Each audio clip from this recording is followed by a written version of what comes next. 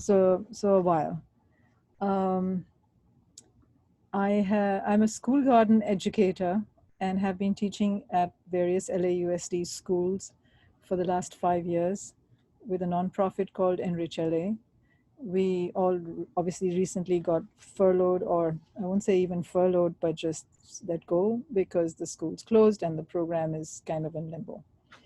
Um, I've also been teaching for the county for the last 1 year smart gardening classes, which includes composting and basically just gardening in a more intelligent manner where you are reusing and recycling and wasting less. Since you're using so much energy and resources, use them so that you can grow food and also conserve energy and keep the carbon where it belongs in the soil or in the trees. So composting is something that Teresa said everybody would like to know about, and I obviously don't know who knows how much or doesn't know how much interest there is, but I will share with you the basics of it, which really is a few very simple things: greens, browns, air, and water. Those four components together get eaten up and decomposed and made into soil, rich, nutritious soil that goes back into soil for plants to take up and grow with. So all that breaking down process gets done by bacteria, fungus, arthropods, protozoa, and nematodes. These five things take care of eating it all up, digesting it, and then basically pooping it out and leaving it in the soil for roots to take it up and eat again. When I say green and browns, I mean all plant matter that is still green and or has moisture in it. So it's kind of wet. And by brown, I mean all plant matter that is dead and dry and bone dry, basically, which is like twigs and leaves and branches and any plant matter that absolutely dried out. There are a few exceptions there. Every plant has nitrogen in it and carbon in it because all plants take, all their lives they're taking in nitrogen and carbon dioxide and turning it into food. So it's just that some have more nitrogen and some have more carbon. In that dry form, there is more carbon. In the wet, more green form, there is more nitrogen available.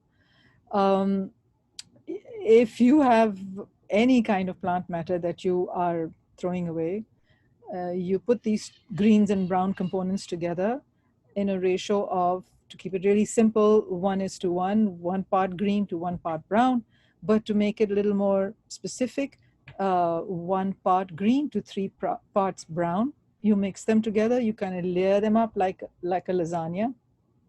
And every time you put a layer, you water it down slightly so that there is a dampness to the whole pile. And if you were to pick it up and squeeze it, it would feel like a dry sponge. So water won't be oozing out of it, but it would feel like a sponge, like a dry sponge.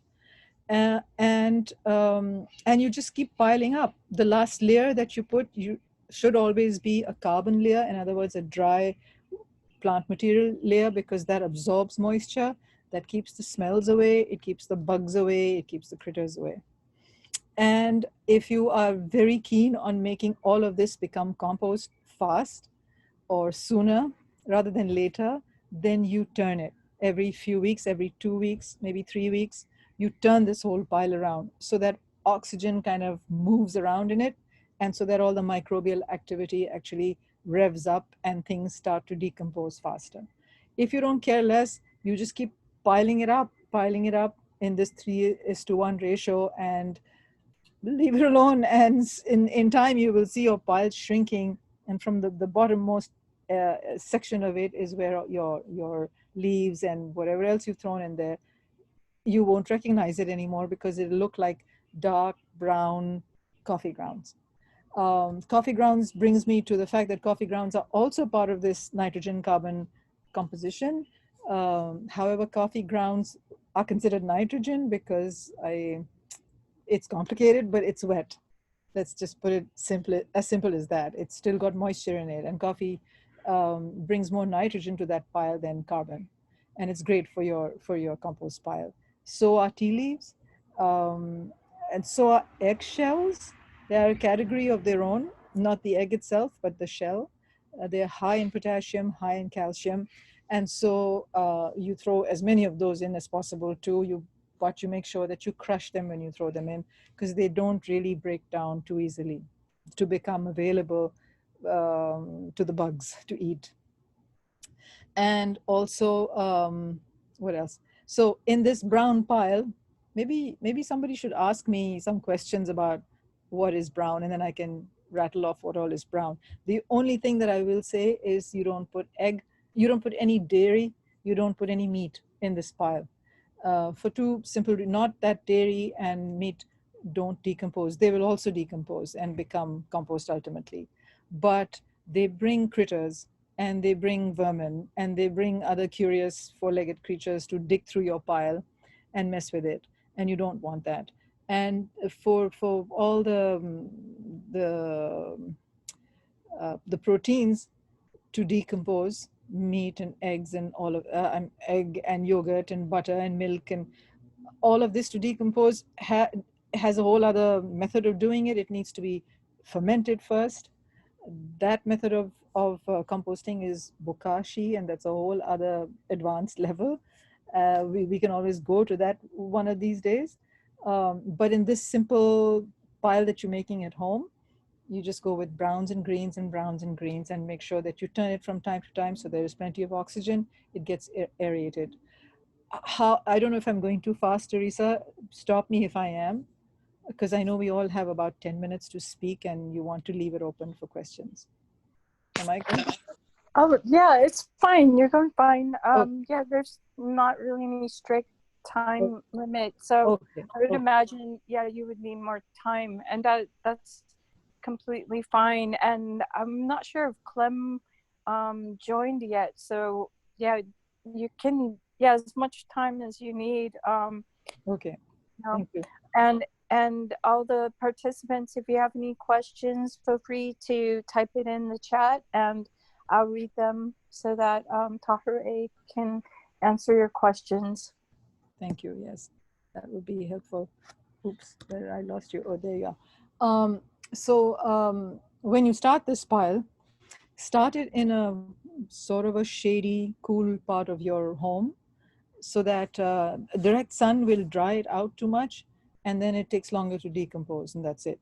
So pick a dark, shady, cool section of your home to make this pile. Start with a bunch of twigs and branches that are a little more woody and not too spindly and not too broken up, but kind of like form a grid of sort of like that, so that at the bottom, the base is a grid, and so that air circulates in this whole pile. And then start piling up from there. And you can start with your first nitrogen layer, and then 3 parts of carbon and nitrogen and carbon and nitrogen, and make a nice big, I would say, 3-foot high pile, 3 foot by 3 feet wide, and then let that sit and let it decompose. And you can keep adding, but it's going to take longer to decompose as you keep adding. Some people make containers with wooden pallets so that they're contained in this 3 foot by 3 foot space. Some people just buy chicken wire and make a big circular 3 foot wide circular tube sort of a thing, and they just pile it up in that. Some people, in myself included, I have various just open piles in different corners of the house, so that I can come out of the front door or the back door and then just keep piling in my piles. And also where it's convenient to you to use, ultimately in which part of your garden you're going to use it, and cover it, and cover it for a few reasons. If it is in a contained space, there's less chances of animals jumping into it. So if you are making yourself a circular chicken wire sort of a container, make sure that that wire isn't too loose. You buy yourself something that's really tight, so that the rats and whatnot don't eat through it and come in.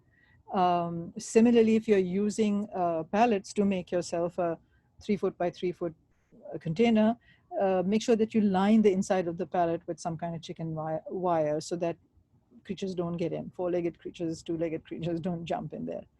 And keep it covered, because then nobody's going to jump in from the top either. With a pallet situation, you can put another pallet for the top add a few hinges and make a lid for it, or then make a really tight wire mesh mesh cover for it. It does need mesh because in general the chicken wire or the mesh lets oxygen in, and you want oxygen to always be in there. Otherwise it becomes anaerobic, your pile, if it's too wet and too soggy because you put too many food scraps in there, too much moisture in there, too many watermelons that you didn't eat, or melons that you didn't eat, or cucumbers which have a lot of high water content, and there's too much liquid in there, it becomes anaerobic. That brings all the flies and the bugs and the smells. And the smells is what attracts the animals. So, what else? Hay is a great source of hay, or a great source of actually nitrogen, because it's a grass and it spends most of its life absorbing that nitrogen. So even though it's a dry brown material, it has more nitrogen than carbon in it, and it's great. Put it in.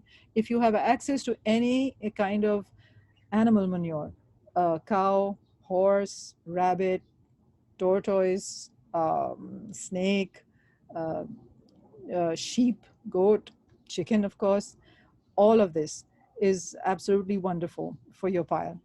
Very high in nitrogen, and it'll kick in the microbial activity, the breakdown activity, and it's great. So if you have any access to any of this, do add that into your pile always.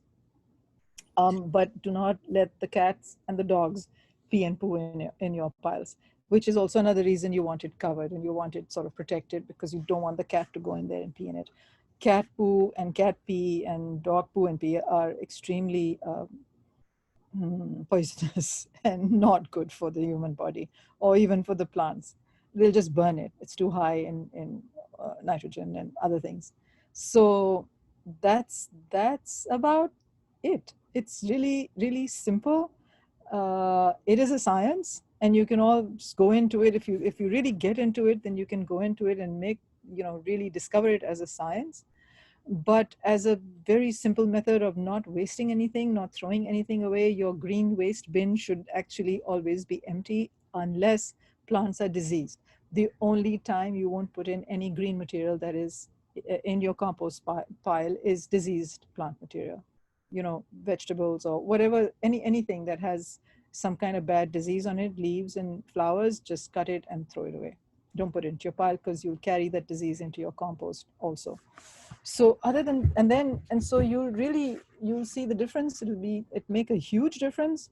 And the reason why the city, the county, is really promoting these classes and wants everybody to do this is because there's no room in the landfills. There simply isn't. And it just does not make sense to be throwing all of this into landfill, because it creates and exudes ultimately methane and carbon dioxide gas into the atmosphere, and all the problems related to it, as we all are well aware. I think I'm singing to the choir for that. I don't need to convince you to be composting.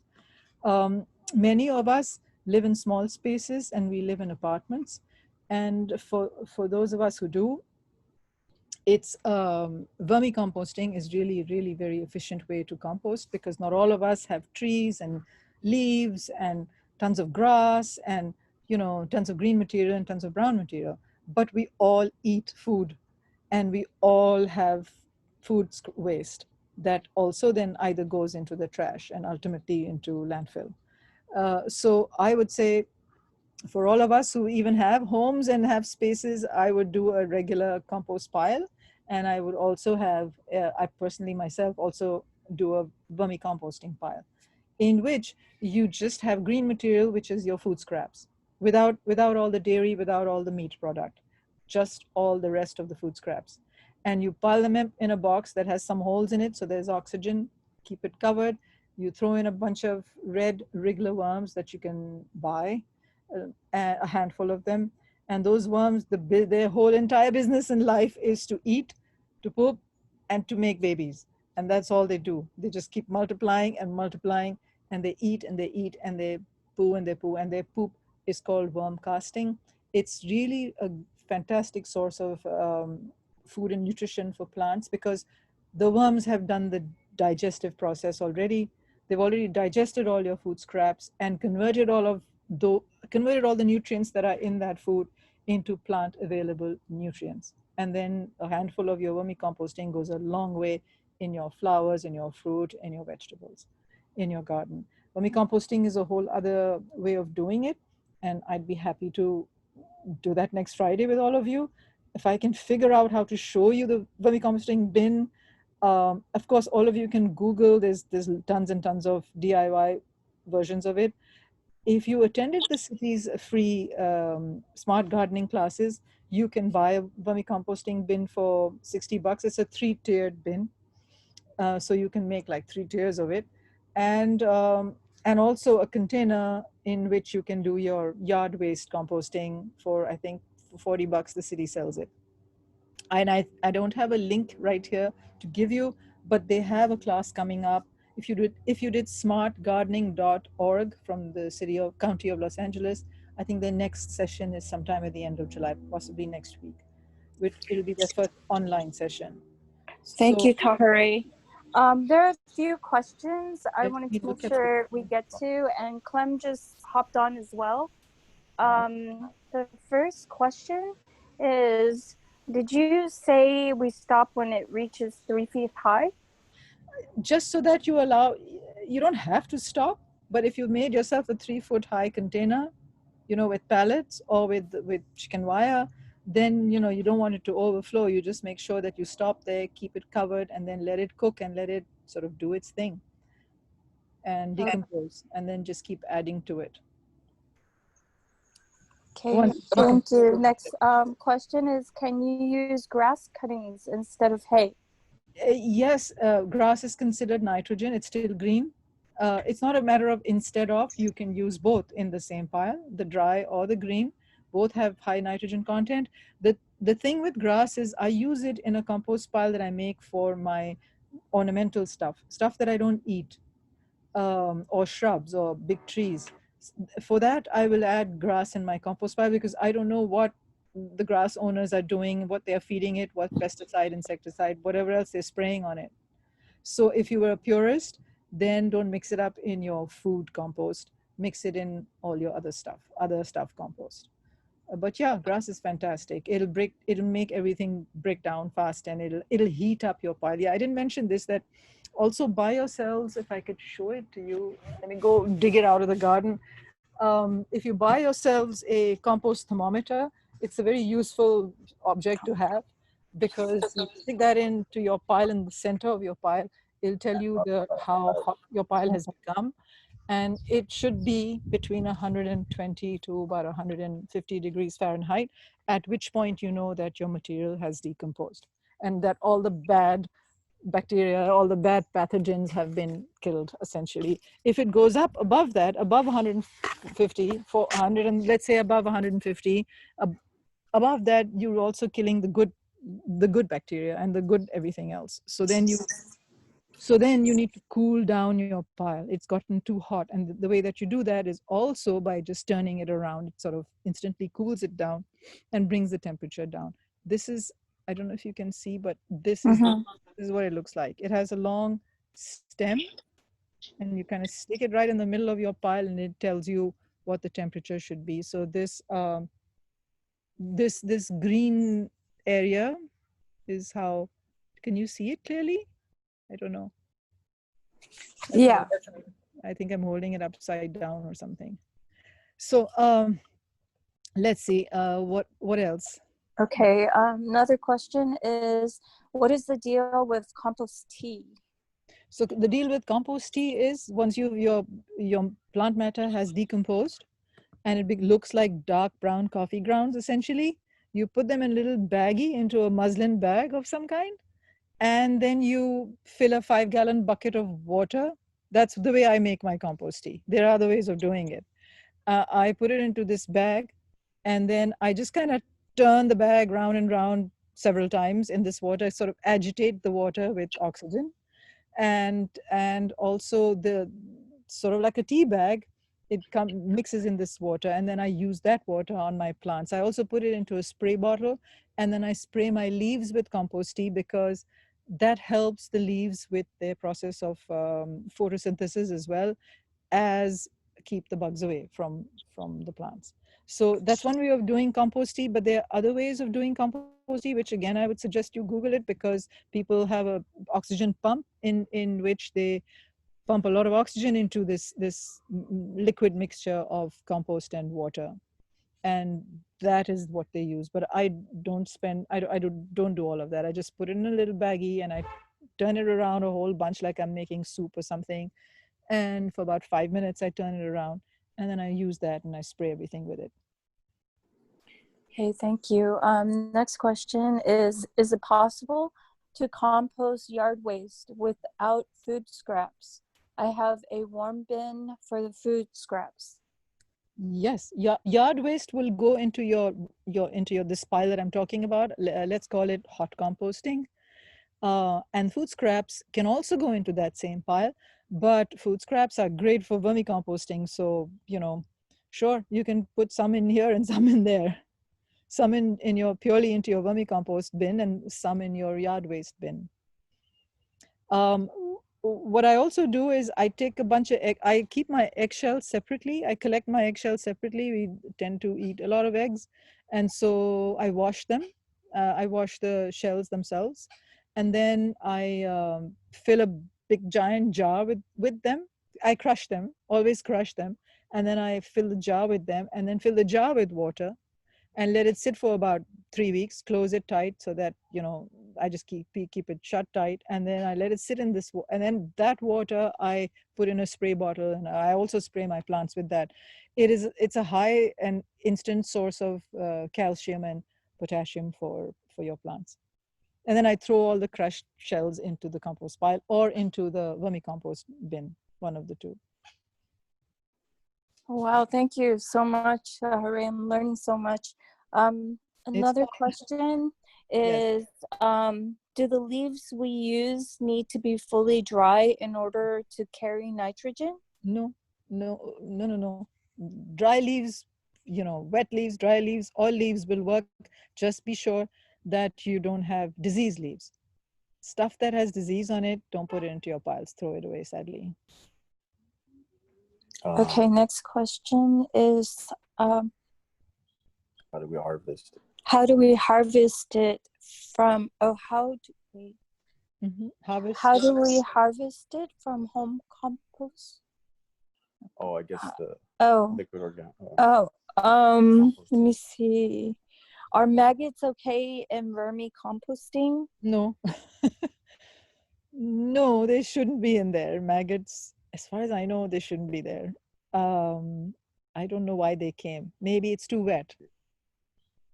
Okay, great. I have And so, I have a question. Sure, go ahead. When your compost is ready, what do you do with it? You spread it? Yes, then you pull it out. So if you've made this 3-foot high pile and you have been adding regularly, you've been turning it every 2 weeks, it's going to decompose. Or you did nothing, 6 months later, you will see it shrink down like me, like an old woman who's shrinking down and doesn't sit up straight anymore. So at the bottom, if you stuck your hand at the bottom or you stuck a shovel or whatever else, you will start pulling out this dark coffee looking material. That's pretty much your compost. So many people separate it into 3 bins. In other words, 3 areas that have that have dividers between them. Let's say you have one long strip of how long? 3, 2s are 6, 3, 3s are 9 feet long, and each one is divided into 3. The first segment is 3 feet high and it's full to the top. Don't add anything to it. Just close it and forget about it. Start a new pile in the second one. Start adding the second one. And when that fills up, then you start with the third one. So that way, you'll have a pile going all the time. And your first pile, when it shrinks down, by the time you start filling, by the time your third one is filled up, your first one will have shrunk down pretty considerably and it'll be ready to be used. You pull it all out. And then you take what's in your second pile, your middle pile, and dunk it into the first one. And you kind of play this musical chairs with these 3 divisions that you've made. or you don't want to go through all that hassle, just let it sit in one pile and pull out from the bottom. What the county sells you, those plastic containers, I personally don't like those plastic containers. I just don't like plastic, but they are useful for people who are very, very don't like rodents and don't like any critters running around. So it keeps all those creatures out of it, first of all. And second of all, it has a little window at the bottom that you lift, and from there you pull out all the decomposed matter, all the nice dark brown, already composted stuff will be at the bottom. When you don't recognize this thing anymore, there are no twigs in it, it doesn't look like a plant, it doesn't look like a vegetable, you know that it's compost. But even so, you still have little bits and pieces of debris. All you if you're very particular, then you just take a nice big sieve and you put it in a sieve and shake it up and let the bigger pieces, throw it back in the compost pile, and what comes out like flour, brown, you use that. That's your compost. All right, this is Joe. I had a question. Do you use compost for like native plants? And then do you have any recommendations or like your top picks for like plants, I guess, that you would utilize compost for? I use my compost on almost only for vegetables, because all my flowers are mostly native plants, and native plants do not want compost. But they do like mulch, just plain woody, you know, mulch. You know what mulch is. We all know what mulch is. So, and so I put mulch around wherever I have native plants. I make sure that I've got mulch all over the place. But I don't overdo the mulch even. Like I don't sort of strangle it with mulch, but I do have mulch. And the mulch is primarily to keep the water in, not so much to feed the plants, because the plants find their own food. That's why they're native. They're fine and dandy with whatever's in that soil. But they also want that water, especially in the summer when we don't have rain. So then the mulch helps keep it moist, keep that underground soil moist. But compost, no, I don't add any compost. It's too rich, too much food, you'll just kill your poor native plants. So don't add compost to it. I have never heard of anybody using compost on their native plants. Um, the mulch that you add around the whole place, that itself becomes compost. The bacteria, the fungus, the microorganisms underground are going to eat it up anyways, and they will make the food for the soil, and that's plenty for our native plants. Thank you so much, Tahare. This has been such incredible information and learning. If anyone wants to message you later, do you have a contact information? Would that be okay? Yeah, sure. I can, what should I put in here? My email?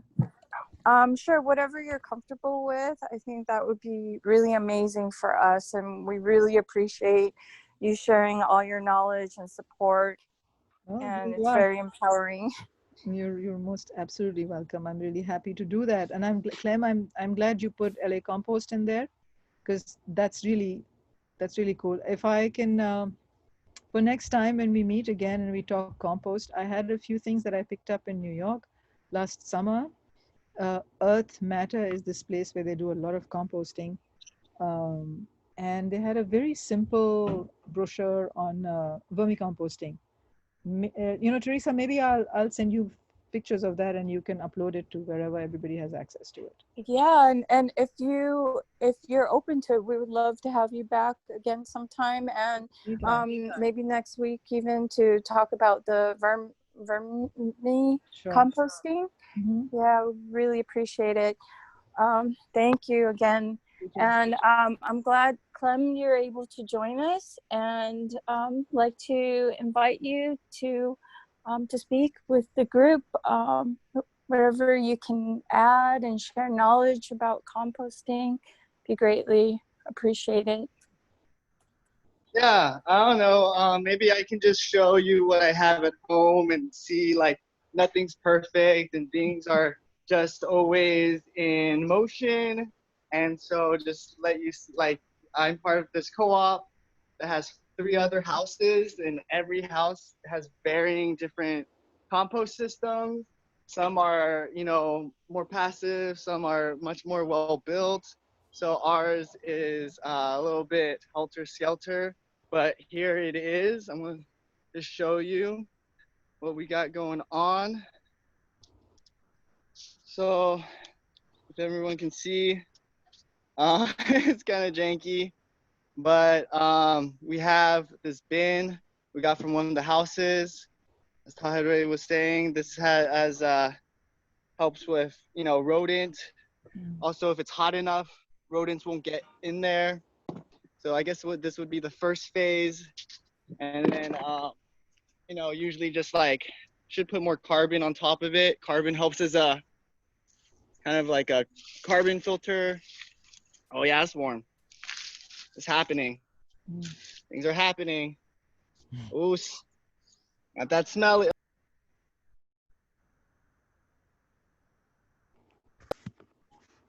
Oh, I'm muted. Okay, so this is the first phase. Um, you know, just throw in food waste in there.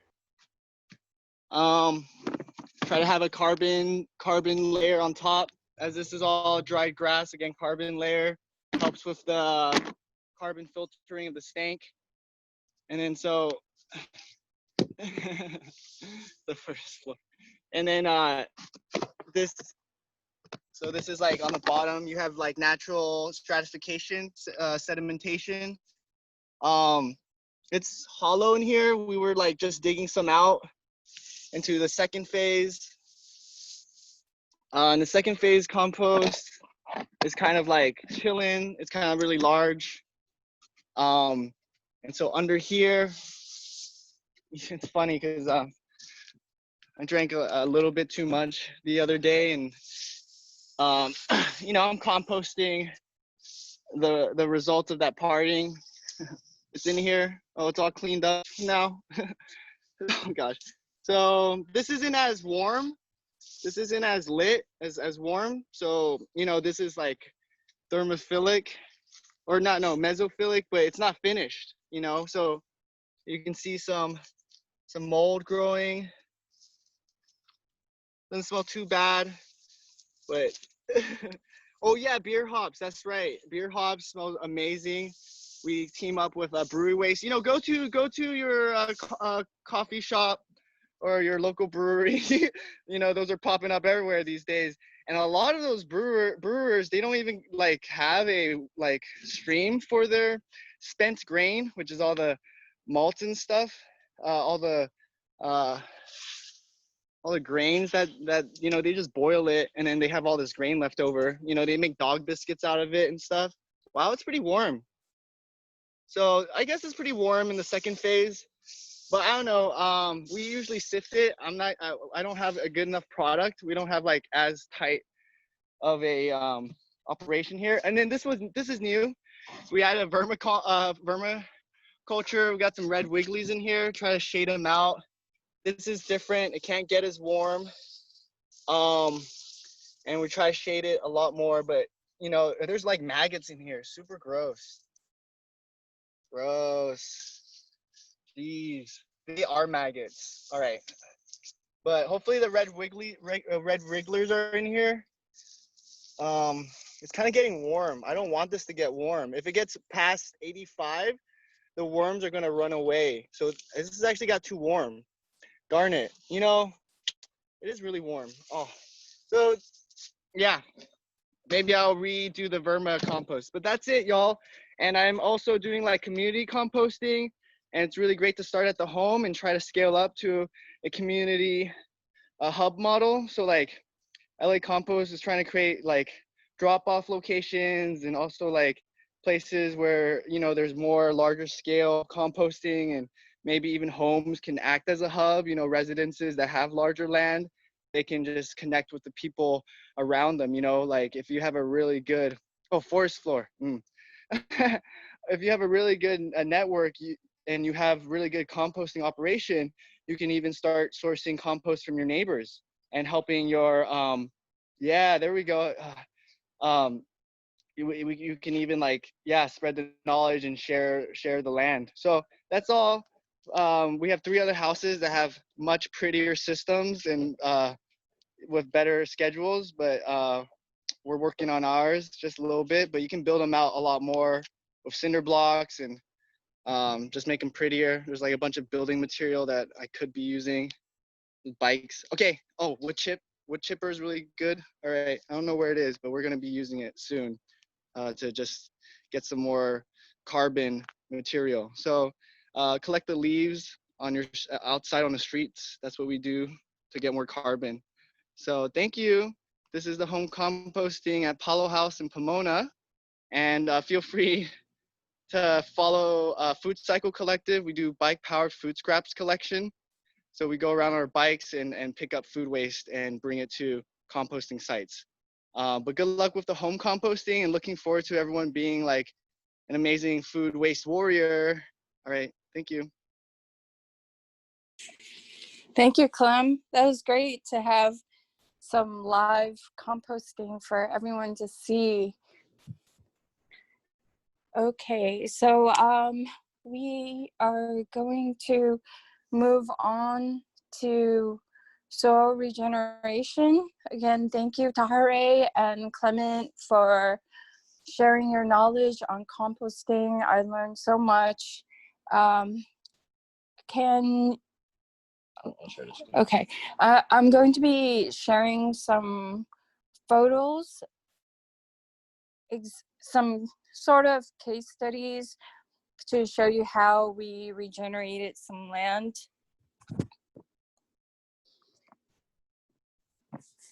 This first photo, some of you may be familiar, is a lot that we were working on a few years ago in El Sereno, which is, the town name is Atsuna. It's the place of the native roses. And this land used to be, I think, like a muffler shop, and we had to use pickaxes to break through about a foot of concrete. It was a lot asphalt. It was a lot of work to dig a hole enough to plant a 1 gallon native plant. So we began this area. You can see on the left is what it looked like before, and then on the right, what it looked like after we planted native plants, and we created a swale. This is what it looked like. You can see there's a lot of asphalt, and the soil was very, very dry. This is us first day of digging. The community really came together. And this was when we put in the native plants, and we had a little, we had a rain barrel there because we didn't have water source. So we actually brought water in the, I think they're like 5 gallon containers to water the plants. Took out the sediment. Yeah, and we took out the sediment because there were a lot of little rocks. And then here is what it looked like afterwards. We have the swale along the left. We planted the native plants. We put mulch over it. We had a chip drop. We put logs around. And the community, the kids came and played. And it was amazing. In less than a year, when it rained, the rain was gathering in the swale. All the plants were thriving, flowering. We started seeing butterflies and birds and bees. And as you can see, like in the first photo, when it was just dry dirt, there were no bees, no butterflies, no hummingbirds, but they came, and it was really amazing. And we also started getting a lot of mushrooms from, I think, the logs and the chips, and we even had morels. And I'm going to show you now a different part of the garden. This lot was really, really huge lot. Sorry.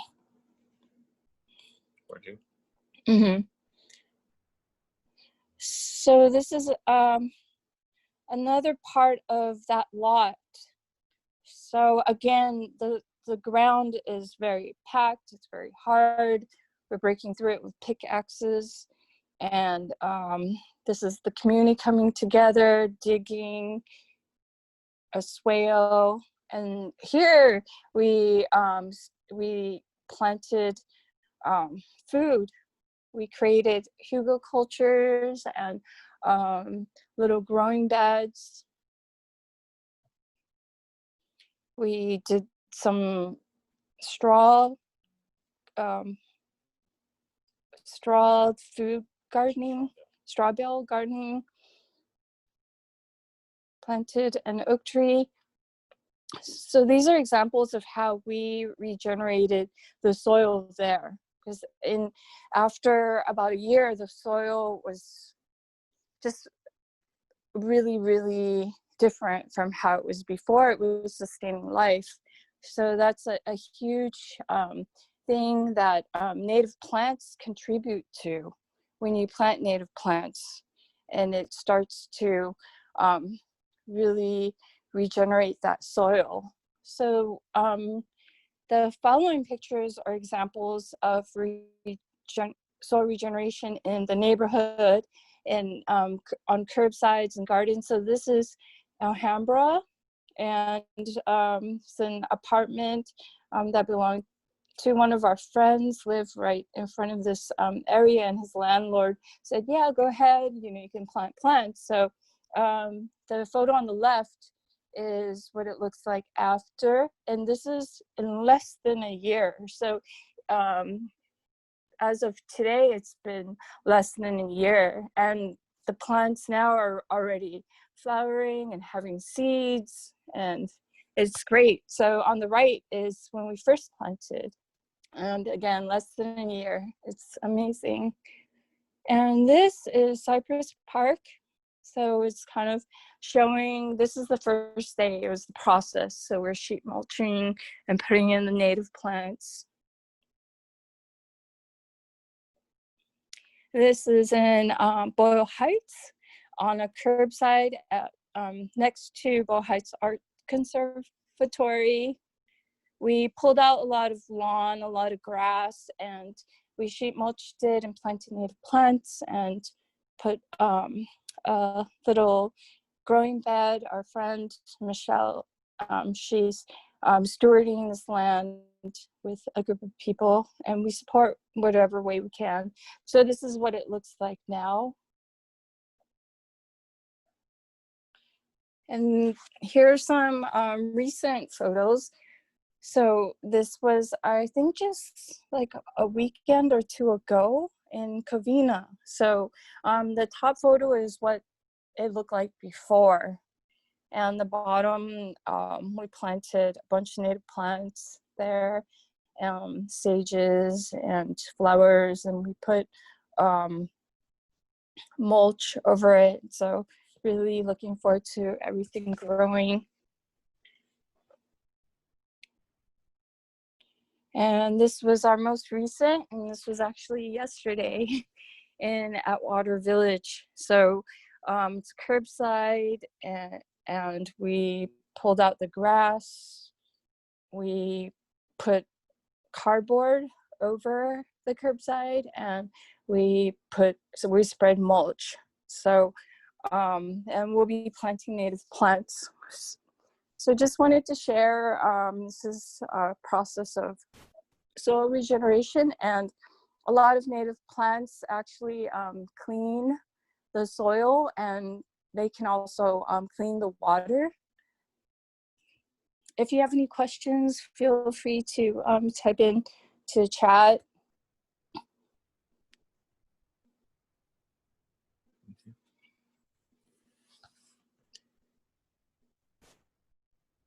And the great thing about like the plants is essentially they're taking in, they're taking in the carbon that we have too much of in the, in our atmosphere. And then the plants take that in and they put it back into the soil, right? So there's a big issue right now that the soils are lacking in carbon, right? So, even if you're not using native plants, sometimes it's even good to just let like even the good weeds or plants that are taking over a piece of land, And then when you're ready, kind of take them out and then plant the plants like that you prefer, which usually we just use native plants, to again just replenish the soil through it. So it's a simple way. I mean, plants take in carbon and then they put it back in the earth. Yeah, we don't buy mulch. There are different sites that we go to pick up mulch. The Royal Seco Wildlife Park in South Pasadena. Just the curbside along, I think it's Pasadena Avenue. They dump mulch like all over there. So I just pull up and just shovel mulch into my car. I use a tarp. I just like spread the tarp. I have a hatchback, so I just spread the tarp in my car, and then I just shovel the mulch in, and that seems to be the easiest way. Yeah, Aurora Seco Wildlife Park, and sometimes they'll dump like in park areas. So if you keep an eye out, you'll sometimes see like piles of mulch. And there are also different options. We've also done like chip drops. And I think there's a resource being shared in the chat where you can find locations.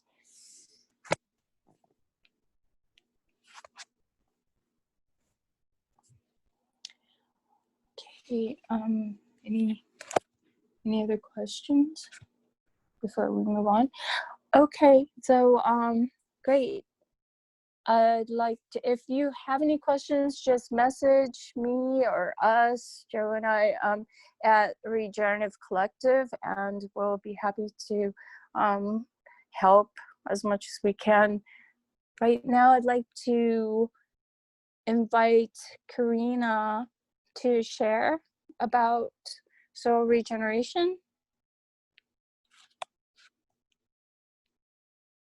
Hello everyone, Karina here. So I'm going to be talking specifically about soil regeneration when you want to grow food, which is a little bit different than growing plants, than growing just native plants, obviously because you're going to be eating it. So anything that is in the soil is going to be leached into your food. So living in the city, something that you have to consider is that there's been tons of chemical dumping, even if it's not intentional. A lot of the things that people use to maintain lawns are toxic. And also a lot of the things that are listed as organic, a lot of times are not organic because that's not a term that is as heavily regulated as we would like to think. Like there's many different definitions of organic depending on the way that, depending on the context that it's used. So you just have to be very mindful of that. In the city, honestly, unless you're going to spend the time and money to get soil testing, really the safest thing to do is just grow your food in raised beds. And what this is going to do is, and you want to have the bottom open, so you're just building up from the ground. And what that's going to do is, as your plants are being watered, all of that good soil is going to start to seep down, and that is what starts to regenerate the soil. In terms of what to use to build your boxes, you want to stay away from furniture. I know a lot of people are always talking about breaking apart bookcases and, different shelving units and things like that. But unless it is with untreated wood, that varnish or paint is also toxic. If you're going to be just trying to build something from scrap, wood pallets are actually the safest thing that you can use. But even with those, you want to make sure to look for a specific stamp on it. And there's always going to be one on it. You just have to find it. And you want to have something that says either HT, which stands for heat treated, or PT, which stands for pressure treated. Occasionally, they will have a label that says CT. That means chemically treated, so that you want to stay away from that. If you have a little bit more money to spend, clay pots are also really great. There's actually a wholesale pottery manufacturer in Gardena where you can find a lot of pots that are very affordable. What else? So when you're building soil for food specifically, you want to think about building an environment, because a healthy garden, I know people get grossed out about bugs, but it's going to have bugs. There are certain beneficial insects that you want in your garden. Pill bugs, for example, are really beneficial because they help break down the soil, and they also take out heavy metals, and they also help create air pockets in the soil so that your roots are more easily able to spread around. Another really good amendment to add for soil, like Tahare and Clem already mentioned, are red wigglers. And red wigglers also regenerate the soil by making it easier for other worms to also come in. What else? Another good amendment is Microcorazine, which is sold as a powder, and that is an organic mushroom compound. And what it does is it creates a symbiotic relationship with plants by attaching to their root systems, and it actually helps them grow longer and makes them easier to grab water. And then in turn, the plants feed it sunshine. So that's the symbiotic relationship. And when you're growing plants too, you want to stay away from monocropping, which means just growing one crop at a time, because that's what actually ends up depleting the soil. So if you can, and you don't need a lot of space either, you can have like a 1 foot by 1 foot space and still have enough space, or even, on a windowsill, depending on what you want to do, you can grow different herbs together that help keep the soil. And another benefit of growing like this is that when you grow plants, this is called companion planting, by the way. You can find a whole bunch of charts online if you Google that term, companion planting. But when you plant your food like this, it also increases the production. So a really common one is squash, beans, and corn. This is also referred to as a Three Sisters garden. And this is actually one of the oldest methods of companion planting, as in pre-colonization companion planting. And the corn grows first, and the beans kind of wrap around the corn, and the squash, as it goes along the soil, acts as a kind of living mulch to keep away bugs.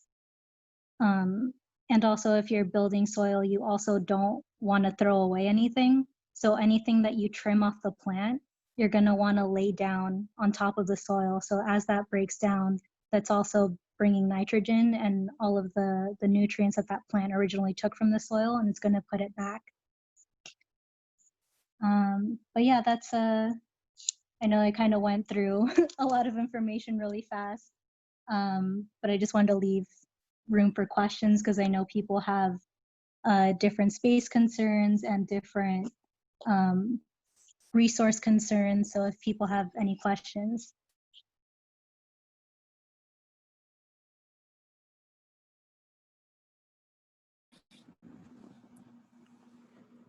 Maybe just kind of throwing it out there.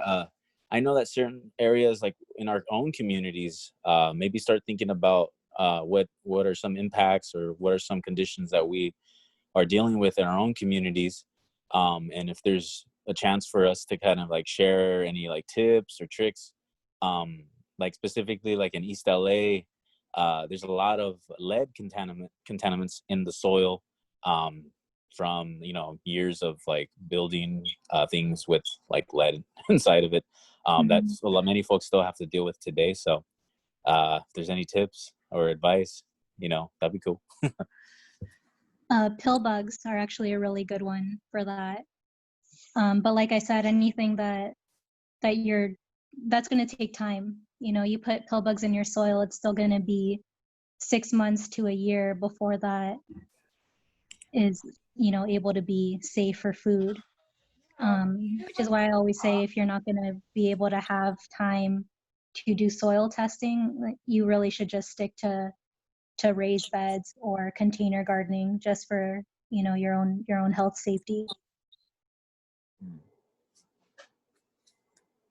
Yeah, and there's certain plants that do take out toxins, like corn. Like I'm not sure if you all heard about Not a Cornfield, which is like near the Chinatown area. Right now it's the LA Historic Park, but before that it was Not a Cornfield. And they planted like a bunch of corn plants there just to regenerate the soil and take out the toxins. It was so polluted and so toxic there. Sunflowers also take the toxins out of the soil, and they also take out radioactivity. But I completely agree with Karina in regards to, if you're planting foods, the safest thing to do is raise beds, because living in the city, you don't know what's in the soil. It could even be, something like, we just heard, one area has arsenic. They just like discovered, and it could be like from Roundup that was sprayed, because weed killers have arsenic.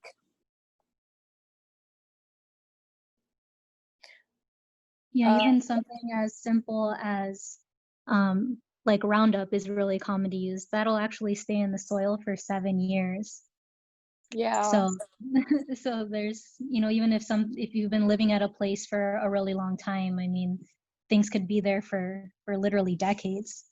And then when you're doing soil testing too, if you do decide to go that route, you can't just test in one area of your lawn and be safe because of soil compaction. So you have to take a sample from, each square foot of yard that you have. And then you also have to dig at least a foot down, because surface soil is always going to have less contaminants than, soil a foot down. And a foot down, that's how far most plant roots reach. Tomatoes can actually go a little bit further. A healthy tomato plant can have roots that go actually like 1.5 feet into the soil. So that's something else that you have to consider. Yeah, there's a question. Are there guidelines about what soil levels are food safe? What soil levels? Like what contaminants in soil are food safe? I mean, there are guidelines, but I mean, those guidelines are very shaky, just because, as people, we're all different. So something that may be designated as safe may not be safe for you personally, just because your body has different tolerances or different sensitivities than something else. When they set standards for what is food safe in soil, they're going by like averages. And those averages are a lot of times based on studies that are, not exactly indicative of the populations that they're trying to serve.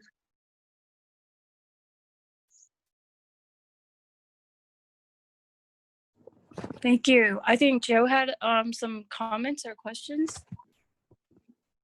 No? Oh. Okay.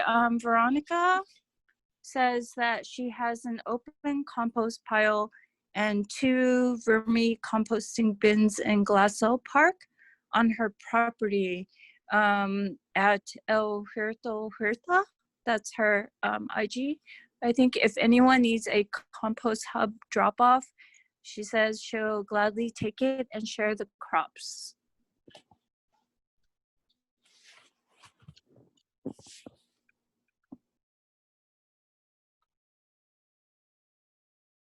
Oh yeah, and as a side note, I know it's getting pretty hot, but if people are still interested in starting vegetable gardens, I do have a couple squash and a couple tomatoes left, and I'm also willing to come help build garden boxes if folks want support in that.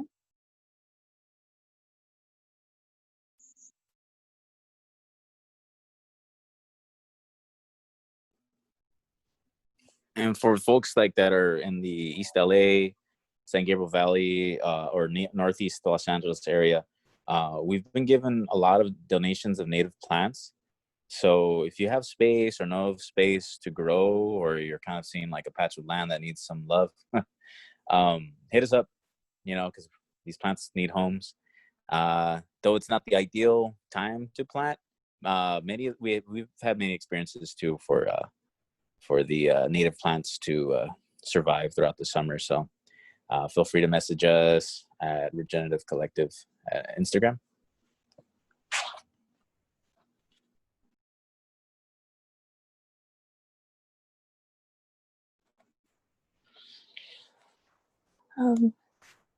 Thank you, Karina. That was very informative. And if anyone has any questions, is there a way they can contact you? If Yeah, that's possible? Yeah, of course. You can contact me through my Instagram, Adelita Wednesday. I'll type it in the chat. But yeah, just send me a DM because my account is private, and just let me know that you got my info from this talk, because I usually don't talk to strangers.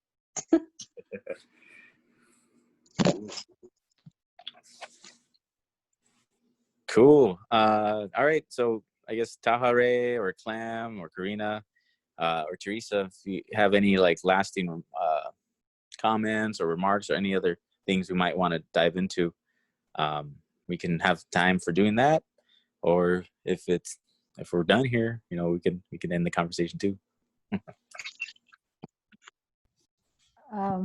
Someone asked about mulch, whether it's free or do they have to buy it? Do they make mulch or buying mulch? Mulch is generally free, available. Various cities have mulch giveaway days and times. I think you should check the city's website.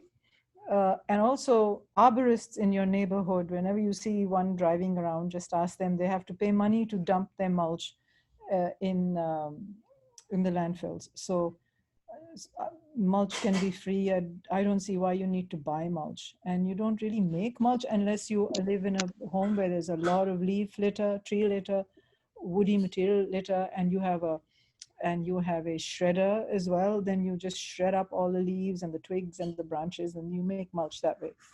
But of course you can go buy from Home Depot, but that kind of defeats the purpose of recycling. I kind of had a question. Sometimes in like around the gutters or even like the curbside areas, you know how branches or even like those palm leaves and all that, they end up falling on the ground, and sometimes they end up staying there. Are those good to use? I know I've seen people about using them, or even using all the leaf gutter that collects on the gutters after it rains and all that. I was wondering if yes and no. I mean, obviously, some cat or dog or somebody may have peed in it, pooped in it. Who knows how long it's been sitting over there. So if you're concerned about that, then I wouldn't use it. But otherwise, yeah, ultimately all the toxins, all the pollutants, everything really gets cleaned up by the roots of the plants themselves, as well as all the microorganisms, the bacteria and the fungus that clean up all of this mess. So palm fronds and things that keep falling around, you can use it, but they'll take a very long time to decompose in that big shape. If you can shred it and make it smaller, then yes, it'll decompose and you can use it. I use the not the frond, but the thing that holds the fronds together, kind of like fabric, almost thick brownish thing that holds each branch of a palm branch together. I don't know if I'm describing that correctly. I use that as a sort of circle them around my beds, because they're waterproof, they're thick, they don't decompose easily, and they kind of make a nice frame to plant in, So you can use them very creatively in many ways, but you need to shred it down really small. Otherwise, it'll take forever to decompose. Does that answer your question, Joe? I don't know. I lost the sound. Yes. Yes, it does. Okay. And I know exactly what you're talking about. I was actually trying to reference that. It looks like a shoulder bone. Yeah, I Yeah, guess. something like that. Yeah. Yes. It looks like a shoulder bone, as hard as heck, and it'll last forever. Mm-hmm.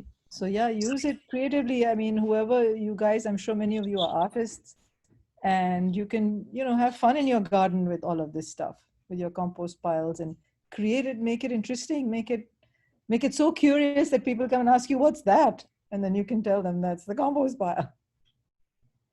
And then you have these conversations with friends and neighbors. Thank you, Tara.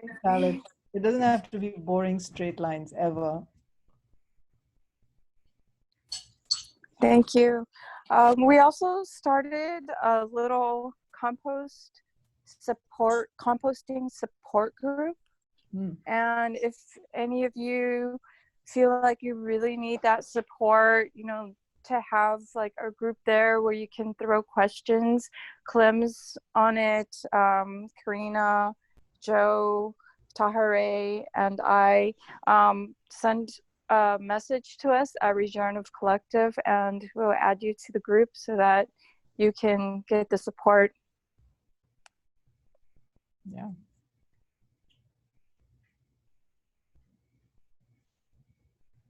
Teresa, can I share this with just everyone that I know?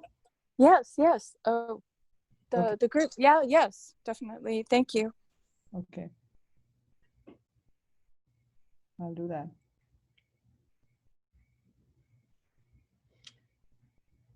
Okay, so we have a question.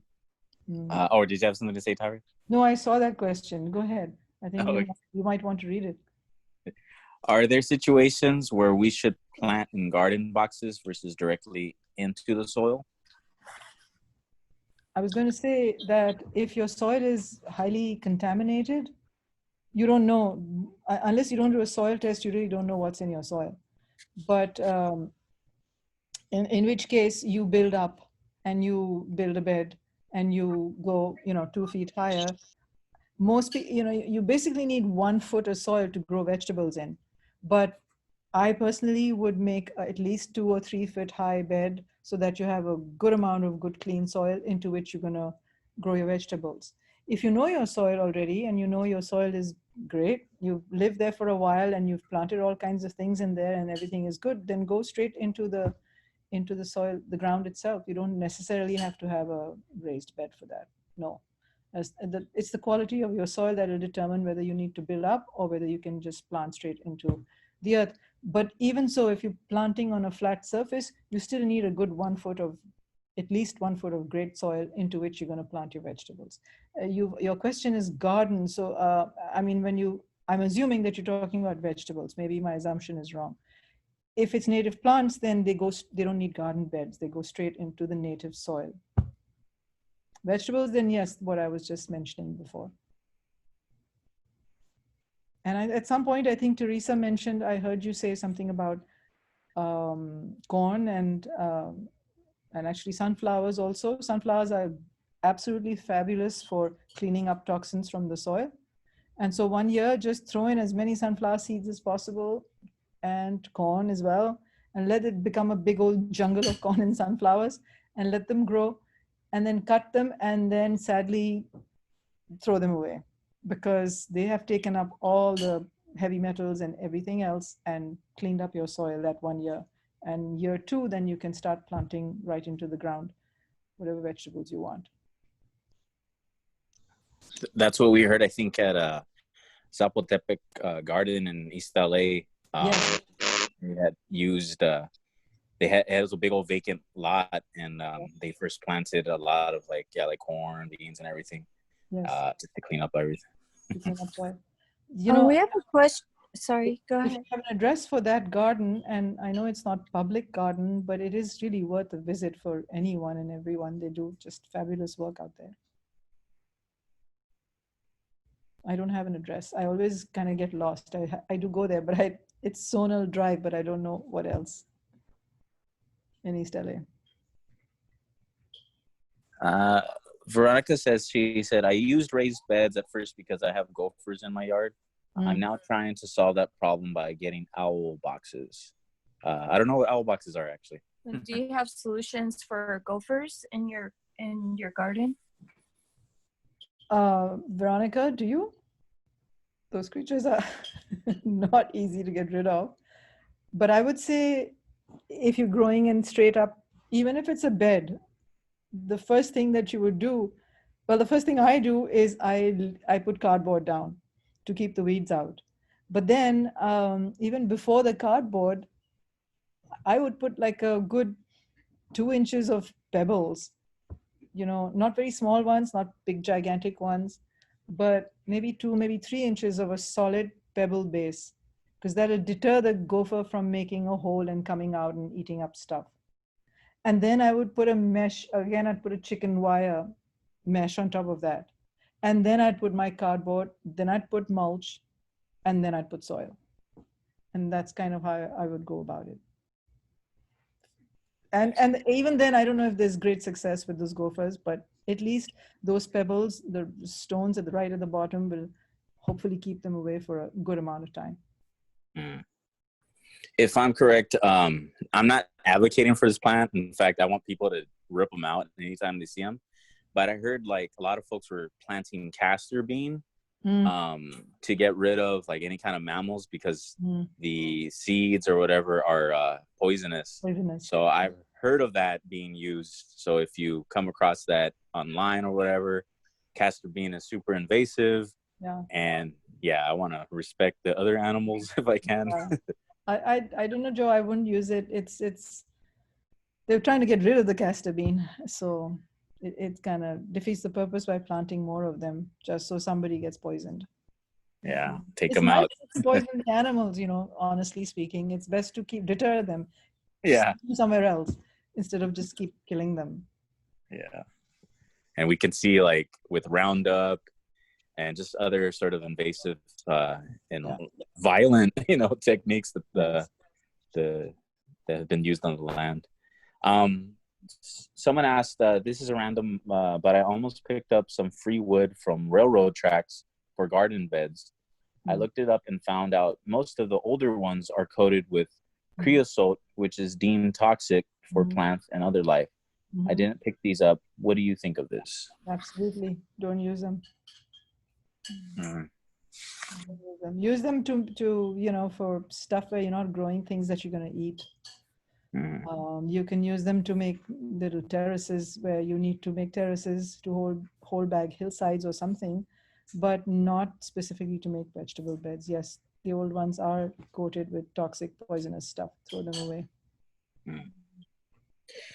I know we mentioned about like soil testing. If there's any resources or techniques, the simplest one we use just to test the drainage is like digging up a hole and then like lay in the water, like fill up the hole and lay in the water so you can kind of get an idea of that. But in terms of like toxicity and all that, are there any like techniques, or is there any like local or agencies we can reach out to for getting our soil tested? Yeah, I don't have anything handy to put a link here, but again, the city will have it, like the city of Pasadena. If you call them up, they will tell you where you can send your soil to be tested. And generally, you take soil from whatever the area is where you want to plant something, take it from its 4 cardinal directions from north, south, east, west, dig in a foot deep and take out this soil and mix it all up in a baggie and give it to them. They themselves will tell you how to take the soil and how much to give them, and they will do the test for you. And there are various, I wish I had links to send you of who does the testing, but there are organizations that will do it. I personally don't know how to test the soil by just, you won't know what's really in it by looking at it. The only thing, by looking at it, by feeling it, you know whether it's clayey soil or sandy soil or nice loamy soil. That you can do, but you can't really tell what's in it till you send it for a test.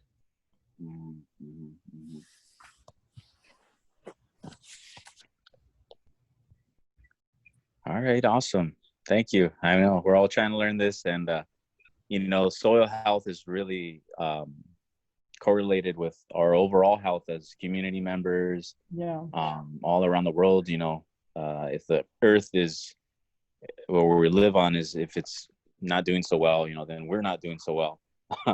So I'm glad that we're having this conversation and being able to share this knowledge, for everyone, because some of us, I don't have time or money to go to school all the time.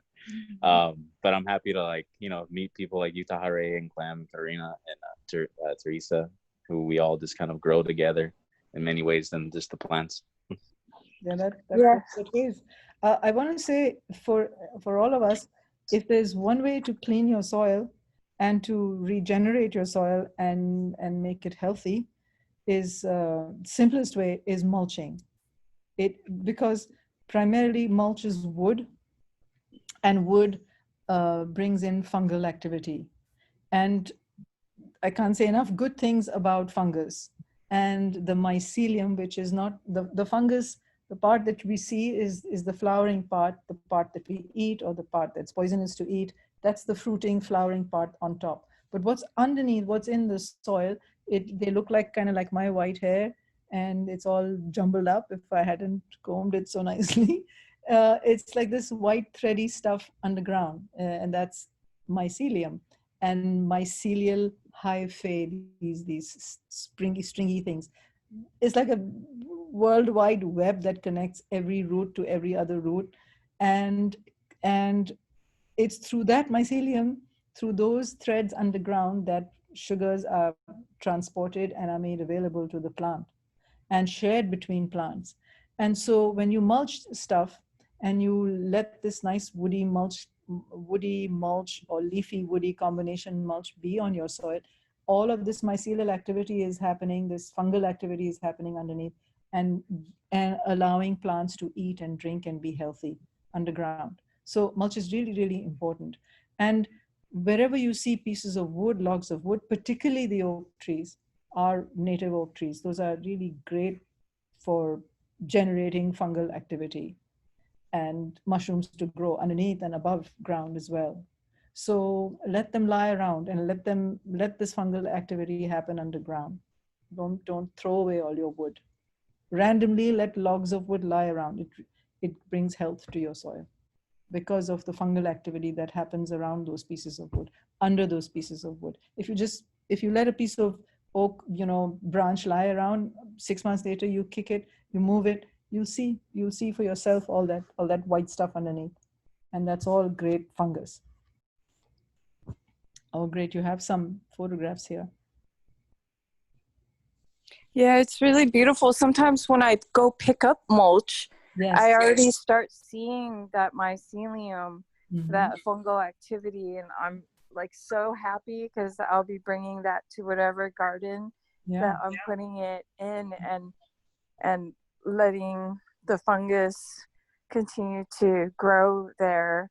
And the mushrooms also, right through the fungi also absorbs the toxins from the soil into like the mushrooms. Absolutely. It's used like like Chernobyl had mushrooms with like very high concentrations of radioactivity.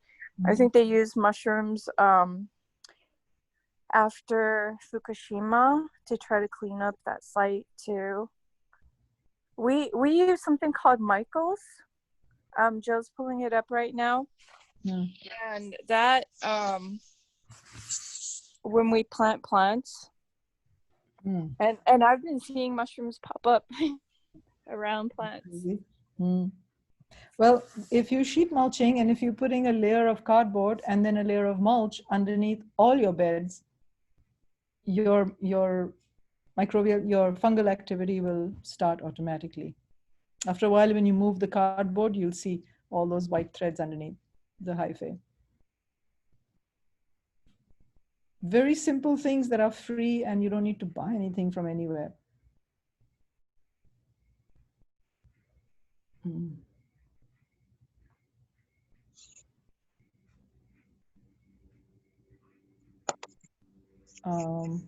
That sounds good.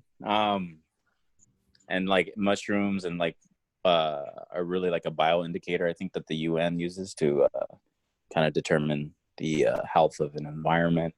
I know sometimes we'll go into the mountains and we'll see like lichen, which is like this green blotchy stuff. We've heard it as like a good indicator of like good air quality. So, there's another indicator if you guys need any help in sort of figuring out like, is this good or not? Those are just some little tips right there. All right. Well, seems like we got a lot out of this. I'm happy. 9 o'clock. Everyone's good. Yeah. It's almost it's 9 o'clock right now. We recorded this, so we'll upload it. We have a YouTube channel. And anything else? Any last remarks?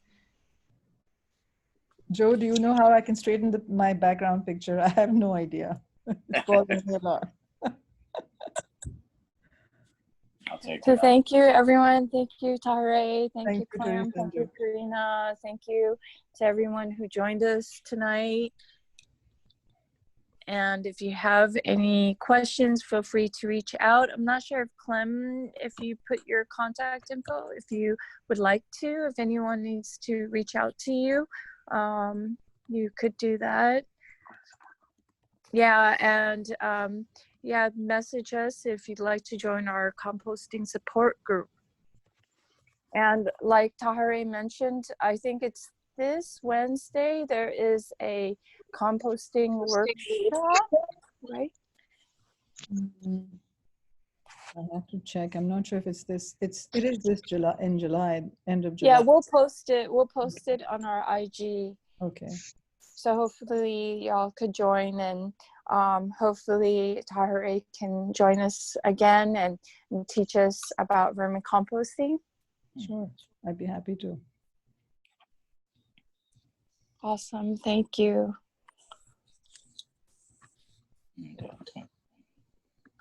Okay. July 22nd. All right. Okay, thank you, everyone. Hope y'all have a good night. Take care, be safe, and plant plants and compost and keep growing together. Good night. Night, Good everyone. night. Take care. Take care. Thank you, Karina. Yeah, everyone. Good night. Good night. Thank you.